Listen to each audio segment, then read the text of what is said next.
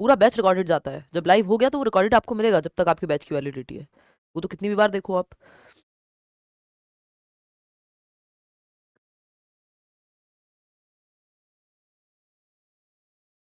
ये लास्ट सवाल है, फिर हम छुट्टी करेंगे आज के लिए। तो बोल ही नहीं पा रही हूँ, दो शब्द बोलती हूँ छींक आने लगती है। हाँ देखिए, समझते हैं। अगर हम बात करें असर्शन की यानी अभिकथन की, तो learning and development are related to each other. यानी जो लर्निंग है और डेवलपमेंट है वो आपस में जुड़े हुए हैं। बात तो सही है, यही तो हम पढ़ रहे थे। लर्निंग, डेवलपमेंट, मैचुरेशन सब डेवलपमेंटल प्रोसेसेस हैं, विकासात्मक प्रक्रियाएं हैं। इसका रीजन क्या है?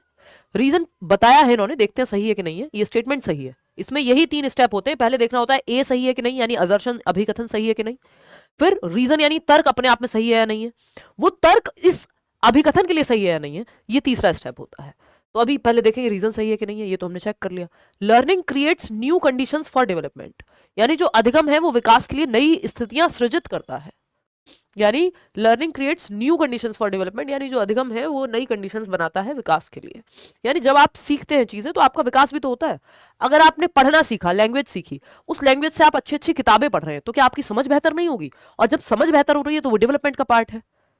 तो लर्निंग से डेवलपमेंट होता है, ये बात एकदम सही है। नई नई कंडीशंस क्रिएट करता है जो लर्निंग की प्रक्रिया है वो डेवलपमेंट के लिए, कि आपका ओवरऑल डेवलपमेंट जिसमें फिजिकल, कॉग्निटिव, सोशल, इमोशनल सारे चेंजेस आ सकते हैं, या कोई एक भी जुड़ा हुआ है तो वो डेवलपमेंट के पास ही है, डेवलपमेंट के ही अंदर है। तो ए एंड आर सही है, और आर जो है सही रीजन भी है। तो both correct and R is the correct explanation of ए।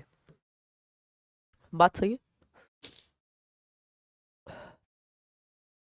ठीक है। Learning creates new conditions for development. Clear है इतनी बात? कोई दिक्कत परेशानी?